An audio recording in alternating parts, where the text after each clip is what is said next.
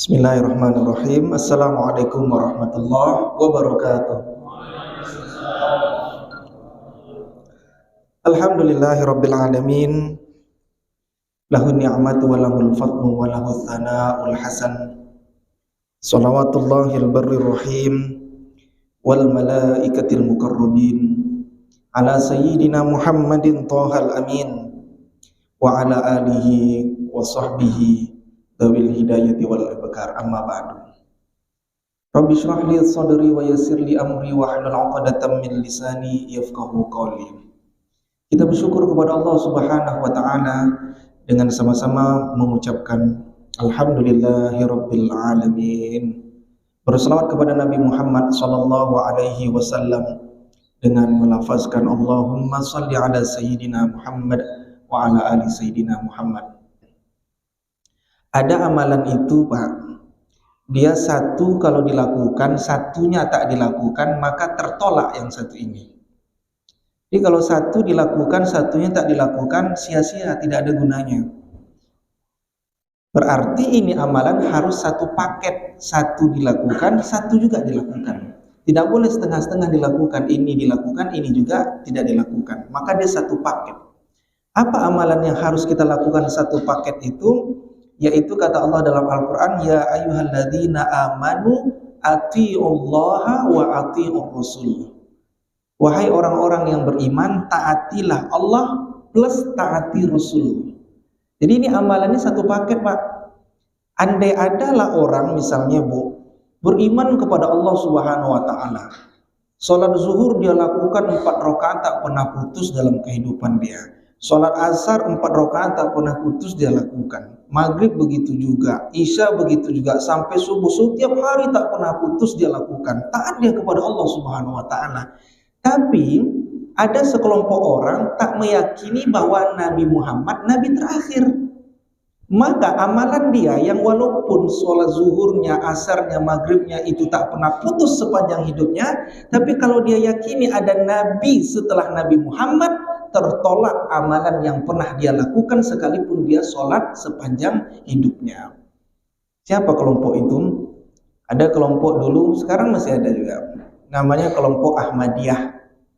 Ahmadiyah itu pemimpinnya, tokohnya namanya Mirza Ghulam Ahmad. Saya waktu di Jakarta Car Free Day. Jadi setiap Car Free Day di Jakarta itu ada orang-orang, Pak, bagi-bagikan selembaran, ada bagi-bagiin buku gratis. Teman saya dapat bagi-bagi Al-Quran, tebal Al-Qurannya, Pak.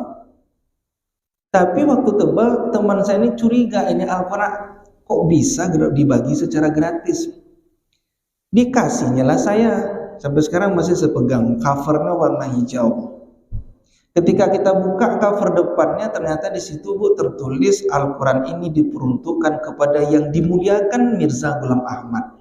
Lalu saya cari ayat-ayat yang menjelaskan tentang Nabi Muhammad adalah utusan Allah.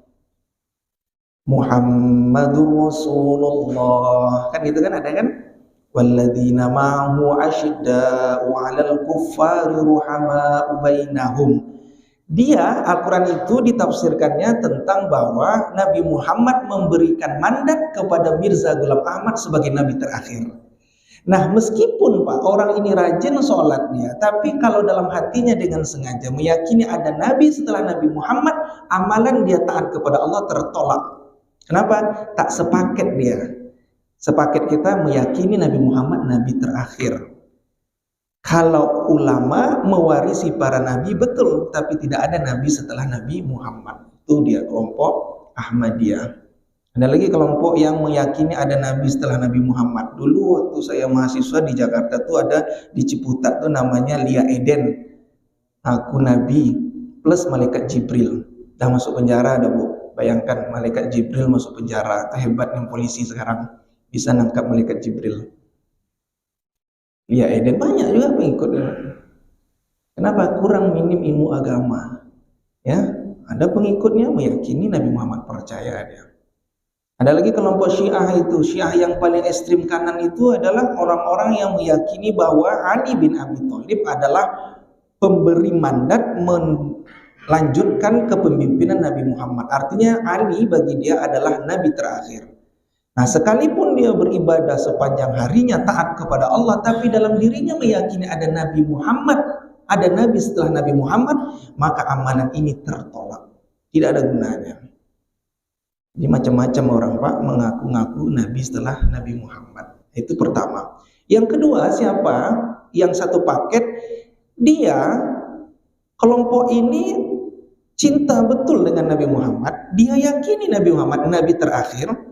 Sunnahnya dia hidupkan, saking dia hidupkan sunnahnya, dia apapun yang dilakukan Nabi Muhammad, tahajud sampai bengkak, pernah Nabi kakinya tahajud bengkak, dia pernah lakukan itu. Bahkan dia, istrinya lebih daripada satu, karena bagi dia Nabi Muhammad lebih daripada satu, dia hidupkan sunnah-sunnah itu. Kadang orang yang sunnah, dicarinya sunnah yang nikah, padahal masih banyak sunnah-sunnah Nabi itu. Tapi yang sunnah yang paling hebat itu, yang paling selalu dilakukan orang itu adalah sunnah menikah lebih daripada satu. Itu kadang mencari lama juga orang Minang namanya. Dihidupkannya sunnah Nabi, tapi dia yakini bahwa Allah itu sama dengan makhluknya. Dia katakan Allah itu bersemayam dalam diri manusia. Dia katakan bahwa Allah itu punya tangan. Dia katakan bahwa Allah itu punya wajah. Dia katakan Allah itu bersemayam di atas aras. Maka amalan dia, walaupun dia kerjakan sunnahnya luar biasa, tapi tertolak di hadapan Allah karena dia meyakini Allah sama dengan makhluknya. Sementara yang kita yakini adalah Allah walam yakul lahu kufuwan ahad. Ya Allah itu nggak sama dengan makhluknya Pak. Nggak boleh sedikit pun menyamakan Allah dengan makhluknya sedikit pun. Kata Imam Zuhun al-Misri, mahma tasawwarta bibalik fallahu bi khilafi dzalik. Apapun yang terlintas di pikiran kita tentang segala sesuatu, maka Allah bukan itu. Sekali lagi, apapun yang terlintas dalam benak kita tentang segala sesuatu, maka Allah tidak seperti itu.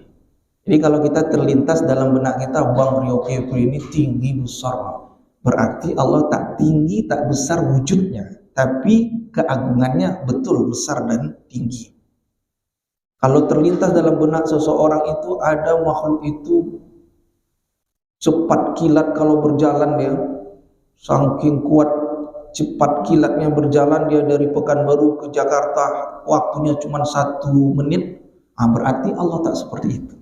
Kenapa? Allah nggak sama dengan makhluknya. Laisa kamitslihi syai', mukhalafatuhu lil hawadisi. Allah nggak sama sedikit pun dengan makhluknya. Ini beberapa waktu kemarin kita ada grup Sunan Mustafa, Ustaz Sunan Mustafa di Pekanbaru. Entah udah pernah saya ceritakan, tapi kalau udah saya pernah ceritakan di sini saya ulangi lagi. Jadi ada satu bapak di dekat Marpoyan tuh, orang salat Jumat di masjid tuh, dia berkeliaran Pak, berkeliaran. Datang Ustaz Suwandi kemarin di WA di grup tuh, tanya dengan pengurus masjid, kenapa bapak tuh tak sholat kepada pengurus masjid? Itulah Ustaz, udah bubui mulut kami, kata pengurus masjid tuh mengajak dia sholat, tapi nggak mau dia sholat.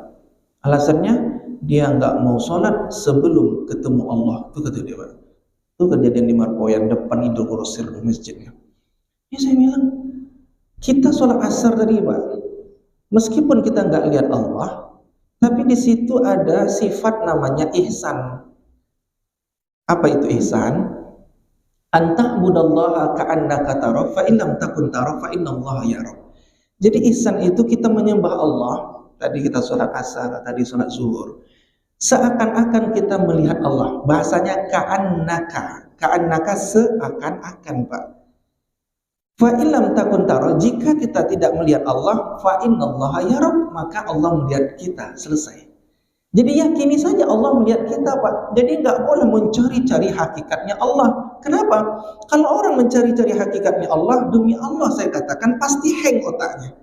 Kenapa? Karena akal kita ini jangkauannya terbatas untuk menjangkau hakikatnya Khaliq. Apa itu Khaliq? Pencipta. Jangankan menjangkau hakikatnya Khaliq, pencipta, menjangkau hakikat sesama makhluk, gak akan sanggup kita Pak. Jadi ada Khaliq, pencipta, ada makhluk. Makhluk itu kita. Ada manusia, ada jin, dan seterusnya. Jangankan menjangkau hakikatnya Khaliq Allah, menjangkau hakikatnya makhluk gak sanggup kita Pak. Contoh, ketika Nabi Muhammad menerima wahyu di bukit namanya Jabal Nur, Gua Hiro. Saat itu Jibril itu menampakkan wujud aslinya. Dalam riwayat disebutkan wujud asli Jibril itu dia punya sayap, dan satu sayap Jibril itu punya sayap 600 sayap. Satu sayapnya dalam riwayat disebutkan tertutup minal masyriq wal maghrib, tertutup antara barat dan timur satu sayapnya. Jadi satu sayap Jibril itu tertutup barat dan timur ketika dikepakkan atau dibuka. Satu sayap Jibril. Israfil, saya baca dalam riwayat, Israfil, malaikat yang meniup sangkakala. Israfil, kalau Israel mencabut nyawa tugasnya. Israfil punya 100 sayap. Satu sayap Israfil setara dengan 100 sayap Jibril. Jibril punya 600 sayap, satu sayap Jibril tertutup barat sama timur, satu sayapnya. Israfil punya 100 sayap. Satu sayap Israfil setara 100 sayap Jibril. Kira-kira kebayang nggak akal kita, Pak? Kebayang.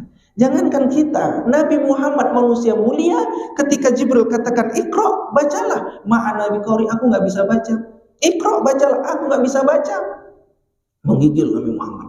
Pingsan. Kenapa pingsan? Nggak kuat lihat wujud asli Jibril. Pertanyaan saya, Jibril itu makhluk atau tidak? Makhluk. Makhluk sekaliber Jibril nggak sanggup Nabi Muhammad jangkau. Apalagi kita sebagai manusia biasa. Itu baru Jibril, Pak. Nggak sanggup kita menjangkau hakikatnya makhluk. Ini sengaja saya jelaskan Bapak, supaya nggak boleh lagi nggak sholat. Nah, orang nggak mau sholat sebelum ketemu Allah. Macam mana citu? Nggak mau ketemu sholat langsung ketemu Allah. Nah, itu makhluk Jibrilnya nggak sanggup kita. Ada lagi makhluk, contoh ruh. Ruhnya Muhammad As-Subli ini sama nggak seperti jasadnya? Nggak ada yang tahu. Apa kata Allah dalam Al-Quran? Yas'alunaka 'anir ruh. Mereka bertanya kepadamu, wahai Nabi Muhammad, tentang ruh. Kul, katakanlah wahai Nabi Muhammad, wa ma utitu minal ilmi illa qalil.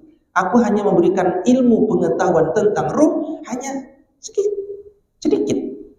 Apa yang kita ketahui tentang ruh? Jika ruh ini terpisah dari jasad kita, maka jasad ini berubah menjadi mayat atau jenazah. Kan itu yang kita ketahui, kan? Setelah ruh ini terpisah, masih bersemayam dalam diri kita, maka jasad ini masih dalam bentuk anggota tubuh. Tapi kalau terpisah dia, maka ini yang kita gerakkan sudah berubah menjadi jenazah. Itu yang kita ketahui. Atau yang kedua yang kita ketahui tentang ruh, jika dia beriman tempatnya illiyin, jika dia kafir sijin, udah selesai. Tidak ada orang bisa menjangkau lebih daripada itu. Nah, sekarang pertanyaan, ruh itu makhluk atau tidak? Makhluk. Makhluk itu saja nggak sanggup kita menjangkau, apalagi menjangkau hakikatnya Allah. Itu contoh dua. Saya kasih contoh lagi. Bisa nggak Bapak buang air besar tanpa buang air kecil, Pak? Saya ulangi. Bapak bisa nggak lagi BAB ini, buang air besar, bisa nggak tanpa buang air kecil? Nggak bisa. Orang kalau buang air besar otomatis buang air kecil. Pertanyaan saya, buang air besar otomatis pasti akan buang air kecil. Bisa nggak kita set, wahai air kecilku, jangan kau keluar, aku hanya keluar air besar aja. Bisa nggak? Nggak bisa. Nah, aktivitas buang air besar sama buang air kecil itu aktivitas siapa? Manusia. Manusia itu siapa? Makhluk. Aktivitas itu saja nggak sanggup kita jangkau, apalagi menjangkau hakikatnya Allah. Jadi Bapak Ibu yang Allah muliakan, kesimpulannya adalah yakini saja kita sholat, Allah melihat kita.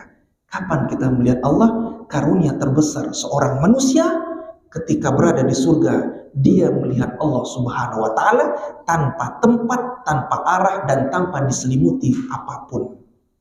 Kenapa kok kita melihat Allah di surga, Ustadz? Karena Allah tahu kita butuh tempat namanya surga untuk melihat Allah. Tapi nanti ketika di surga, Allah tidak di surga, tidak juga di luar surga. Itu kerennya Allah. Dan itu Allah kasih surprise, Pak. Itulah enaknya kita Ahlussunnah wal Jamaah. Punya Tuhan nggak sama dengan makhluknya. Kalau sama dengan makhluknya, nggak surprise dong. Masa iya Tuhan bisa dilihat bergelantungan, kemudian Tuhannya sama pula dengan makhluknya, kemudian Tuhannya bisa dibawa-bawa? Kan nggak surprise, Pak. Tapi kalau kita punya Tuhan pencipta yang nggak sama dengan makhluknya, maka kita ada keinginan tahunan gimana caranya lakukan semua amal perintah Allah dan tinggalkan semua larangannya. Nanti ketika kita di surga, kita melihat karunia terbesar, yaitu melihat Allah Subhanahu wa Ta'ala. Itu dia, Pak. Jangankan melihat Allah, ibu nanti melihat Nabi kita Muhammad SAW, itu karunia terbesar. Ibu bapak suka bermajelis ilmu, selalu saya bilang, nanti ketika di surga, ibu bisa request kepada Allah, ya Allah, aku di surga. Ketika aku di dunia, aku selalu menghidupkan majelis ilmu. Aku pengen, ya Allah, nanti ketika aku berada di surga, ini lagi di surga nih, ketika aku lagi di surga ini, aku minta, ya Allah, hadirkan majelis ilmu yang selalu aku hidupkan ketika di dunia. Tapi ibu jangan minta hal-hal yang ketika melakukan perbuatan di dunia, lalu perbuatan dunia itu sia-sia, minta pula di surga. Tapi mintalah sesuatu amalan yang selalu kita hidupkan. Lalu ibu minta, siapa ustadz di depannya? Nabi Muhammad SAW. Siapa ustadz di depannya? Siti Khadijah Al-Kubra. Siapa ustadz di depannya? Nabi Allah yang mulia. Kenapa? Karena bisa kita minta.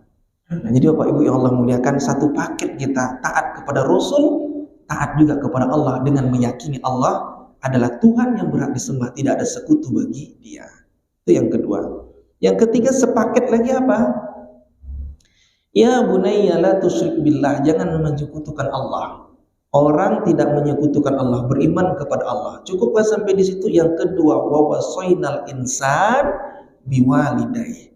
Satu paket dia juga untuk taat dan hormat kepada kedua orang tuanya. Andailah ada ibu bapak yang Allah muliakan, orang tiap tahun dia berangkat umroh, kemudian sholat fardu tak pernah terputus bagi dia, kemudian dia melaksanakan zakat, dia masjidnya banyak ia bangunkan, taat dia kepada Allah Subhanahu wa Ta'ala, kemudian hari-hari dia selalu melakukan infak sedekah kepada orang-orang sekitar, tapi orang tuanya di kampung dah 5 tahun tak dia pedulikan. Di kampung orang tuanya tak pernah dia sapa dan jenguk, tak pernah dia komunikasi lewat handphonenya, dia tak peduli apa yang terjadi bagi orang tuanya. Andai ada orang tua, andai ada anak seperti ini, yang orang tuanya dia tak pedulikan, sementara kehidupan di pekerjaannya dipandang baik, maka amalan itu tak diterima oleh Allah Subhanahu wa Ta'ala. Kenapa? Ridallah fi ridul walidain wa suhtullah fi suhtil walidain. Jadi ridhonya Allah itu tergantung kepada ridho orang tua. Murkanya Allah Subhanahu wa Ta'ala tergantung kepada murkanya kedua orang tua. Jadi ibu bapak yang Allah muliakan, ibu kita di kampung itu tak tahu kita apa jabatan kita di BRK Syariah ini. Tak kepala dinas kita, tak kepala cabang kah kita, kepala bidang kah kita, kah komisaris kah, tak dewan pengawas, nggak tahu dia. Tak kita ekselon 1, 2, 3, tak tahu dia. Yang dia tahu adalah kita adalah anak kandungnya. Tadi Pekanbaru ini kita pengusaha sukses kah misalnya, kita banyak misalnya kebun sawit, kita tak tahu dia.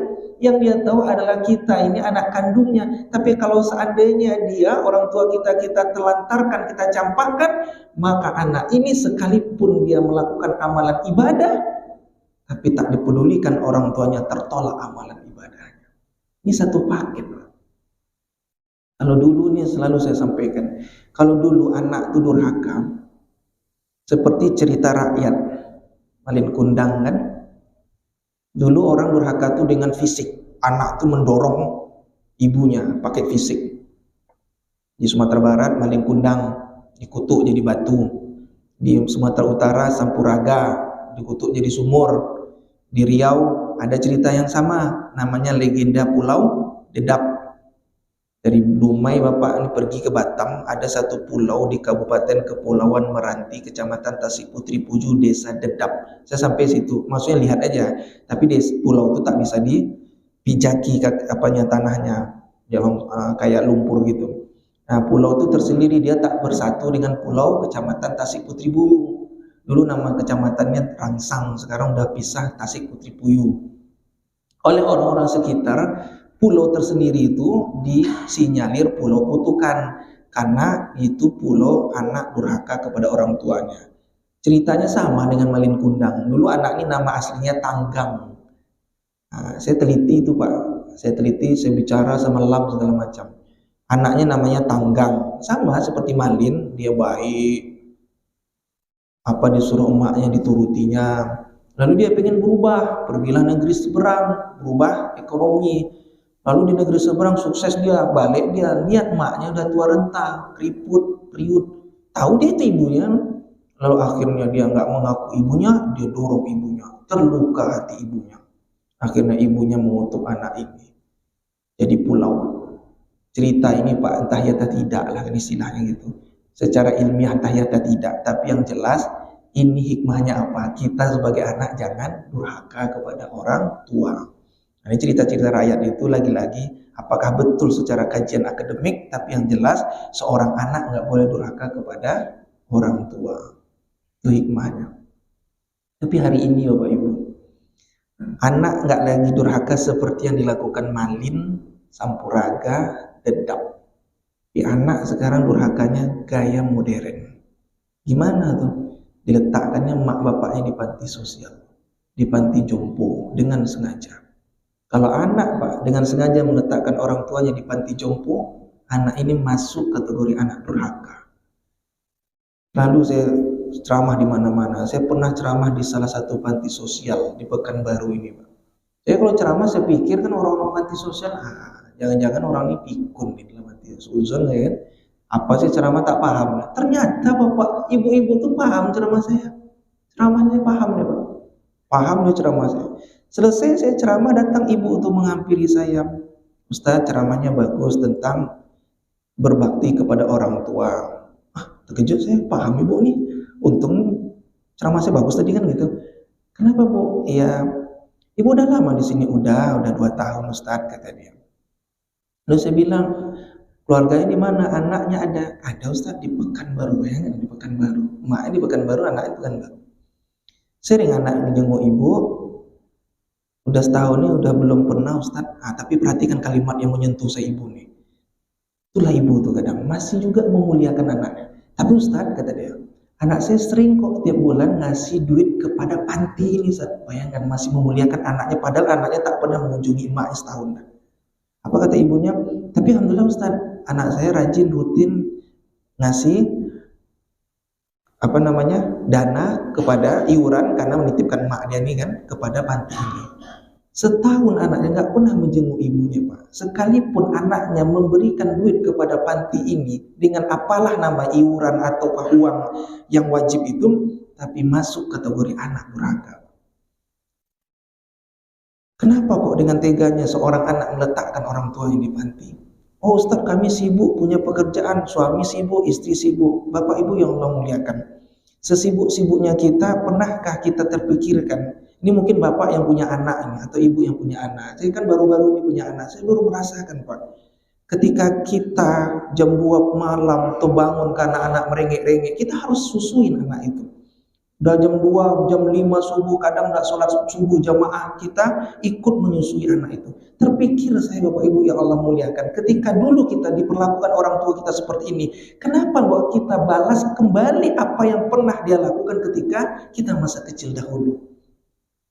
Orang tua kita tuh Pak, dalam surah Yasin itu disebutkan likai layak lamun, pasti ketika sudah usia lansia, lanjut usia, pasti mereka itu akan kembali ke kanak-kanakan. Biasa itu Pak, ketika makan berserak-serakan nasinya di dekat makanan kita, memang begitu. Karena dulu kita seperti itu. Ketika dia maaf Bapak Ibu yang Allah muliakan, sudah mampu, sudah sampai di usia yang begitu lanjutnya, buang air kadang berleak-leak tuh kotoran BAB-nya dan BAK-nya. Biarkan saja Pak. Kenapa? Karena kita dahulu seperti itu. Maka disitulah bukti pengorbanan kita terhadap orang tua kita, sekalipun orang tua kita itu sudah lansia. Jadi tidak ada alasan Bapak Ibu yang Allah muliakan untuk menelantarkan kedua orang tua kita. Karena Allah Subhanahu wa Ta'ala itu salah satu karakter kita melihat ridhonya Allah, dilihat daripada ridhonya orang tua. Jadi kalau seandainya ada orang tua yang sengaja mencampakkan kedua orang tuanya di panti jompo, tarik kembali Pak.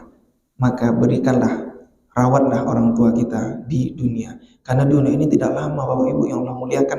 Hidup kita ini baina sittin wa sab'ina sanah. Hidup kita ini hampir antara 60 sampai 70 tahun, tak lama.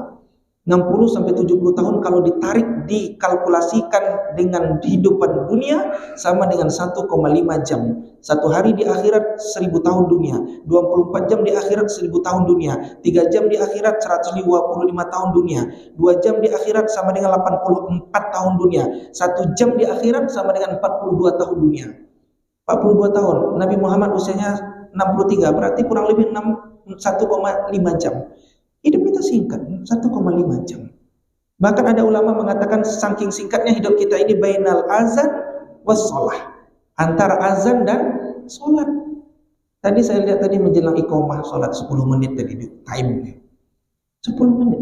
Kenapa kok hidup kita ini bainal azan was sholah, antara azan dan sholat? Ketika kita dilahirkan, kita diazankan orang tua kita. Ketika kita mau masuk ke liang kubur, apa yang dilakukan orang-orang sekitar?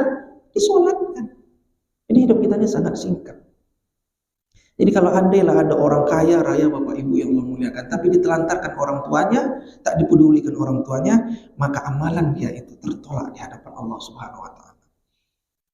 Jadi mumpung orang tua kita masih hidup, berikanlah kebahagiaan kepada mereka, sisihkan rezeki. Jadi saya baca Al-Qur'an itu Pak, tentang berinfak. Apa kata Allah? Yas'alunaka madza yunfikun. Mereka bertanya kepadamu wahai Nabi Muhammad tentang kepada siapakah kita harus bersedekah di posisi pertama. Perhatikan Pak ayatnya. Ternyata di posisi pertama itu bukan untuk pembangunan masjid, pembangunan mushola, anak yatim, enggak. Coba perhatikan Al-Quran tuh. Yas'alunaka madza yunfikun. Mereka bertanya kepadamu wahai Nabi Muhammad, kepada siapakah kita berinfak kalau ada duit? Posisi pertamanya kul. Katakanlah wahai Nabi Muhammad, kalau kau punya rezeki, katakanlah rezeki itu yang pertama kita berikan walil walidain, kepada kedua orang tua. Kedua orang tua. Ustaz, orang tua kami kan udah kaya, sekalipun udah kaya, kirimlah pulsa Pak. Walaupun kecil, receh itu pulsa itu, tapi kalau seandainya uang itu kita berikan kepada dia, senang dia Pak. Senang dia itulah bukti bahwa Allah juga senang terhadap kita. Itu dia Pak. Barulah wal aqrabin, orang kerabat, wal yatama, wal masakin, anak yatim dan orang miskin. Jadi mumpung masih hidup, kita kunjungi. Minimal kalau jauh, misal di kampung, teleponlah orang tua kita. Kalau nggak sanggup, kita pergi ke kampung halaman. Ustaz, orang tua kami udah meninggal, bagaimana cara berbakti? Banyak caranya. Barulah kalau ada pembangunan masjid, niatkan untuk orang tua kita. Pahalanya pasti sampai buat orang tua. Kalau nggak ada duit, bapak ibu ya Allah muliakan, doa aja. Ibu mau pulang nih, mau pulang. Lalu doa, Allahumma firlaha warhamha wa'afiha wa'fu anha. Itu aja ibu bilang loh. Sekarang jam 4:24. Ketika ibu bilang Allah maghfirlaha warhamha, ya Allah ampunilah dosa emakku, maafkanlah emakku, rahmatilah emakku. Apa yang terjadi? Ibu kita di alam barzah diangkat derajatnya oleh Allah setinggi-tingginya Pak. Lalu ibu kita bilang, ya Allah kenapa kok derajat aku diangkat oleh Allah setinggi-tingginya ini? Maka saat itu malaikat yang menjaga kuburan orang tua kita, dia katakan, mau tahu kenapa engkau di pukul 4:25 ini diangkat derajatmu? Karena barusan anak kandungmu meminta ampunan kepada Allah Subhanahu wa taala. Gratis, murah, tapi orang tua kita di kuburan diangkat derajatnya setinggi-tingginya. Jadi hafalkan Pak. Hafalkan doa-doa Allahumma firlahu warhamhu wa'afihi wa'fu anhu. Tak pandai bahasa Arab, bahasa ucu tak apa. Ya Allah ampunlah bapakku ya Allah. Maafkanlah ayahku ya Allah, rahmatilah ayahku. Jadikan kuburan taman surga. Udah selesai. Kalau punya duit sedikit, buatlah kenduri. Undang ustaz. Ya kan, bukan saya Ustaz Muhammad undang. Buat pengajian, bakar ikan, bakar satu ekor kambing, bukan ekornya aja, dagingnya juga, kepalanya juga. Ini karena orang nak ekornya pula disentapnya. Mana kambing kepalanya? Nah, buat beri niatkan kepada orang tua. Kalau udah niatkan kepada orang tua, pahalanya sampai. Tuh.